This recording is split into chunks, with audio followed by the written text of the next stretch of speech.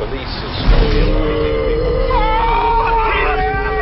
Oh, for God's sake! Oh, he's got armor! Get him!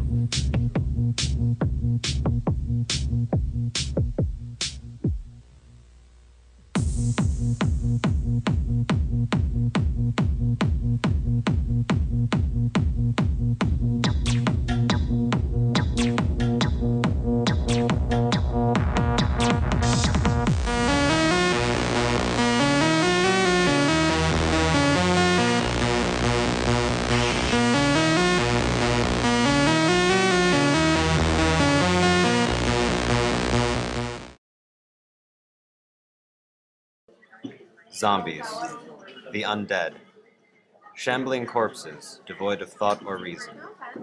These abominations have infiltrated the mass media, from video games and films to music and even literature. However, there lies beneath this guise a disturbing truth. An alarming number of citizens are dangerously ignorant about the upcoming zombie apocalypse, and many people are actually in denial about the very existence of the undead fiend. While there are those who choose to remain ignorant to the obvious outbreak of zombies, we went to our men in blue to find out what they think about the zombie outbreaks that have been happening all over the world. Thank you for joining with us today, sir. You're quite welcome, Mr. Luminella. So you are a believer in the living dead? Yes, I am. I'm a witness to the living dead. Would you consider yourself prepared for any undead-related eventuality? Quite prepared. And how so?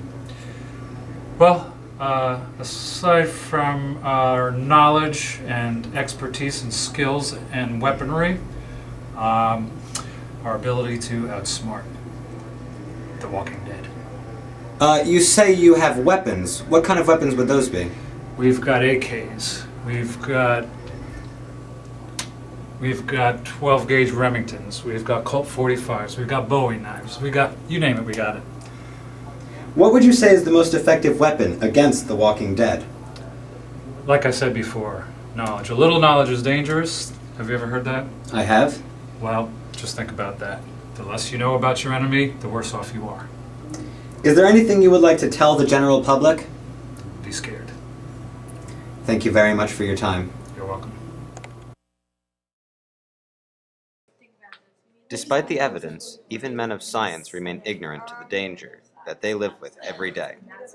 Dr. Spencer has agreed to meet with us and share his views on the matter. Thank you for meeting with us today. We appreciate your time is valuable. Oh, thank you very much for asking me. So, you are a skeptic of the growing zombie epidemic? Not quite so. I don't believe it exists at all. It's just a run-ons by the press. Yes. What do you make of the massacres and mutilations, as well as the innumerable witnesses of zombie-related atrocities? There's no real evidence to this whatsoever. Did you hear that? That's the neighbor's cat. It's probably in the garbage can. I'm afraid my cameraman and I must be off, sir. I urge you to do the same. Well, I wish you well. Skeptics may not believe the imminence of the zombie pandemic, but more likely than not, this is caused by a lack of understanding. What is a zombie? How can you spot them? What should you do if you see an example of these shambling corpses? For educational purposes, volunteers have offered to assist in a zombie reenactment, as well as the proper course of action if confronted in a civilian setting. Zombies can be easily identified by the manner in which they move. They are generally known to have outstretched arms and dragging feet, while usually emitting low guttural moans.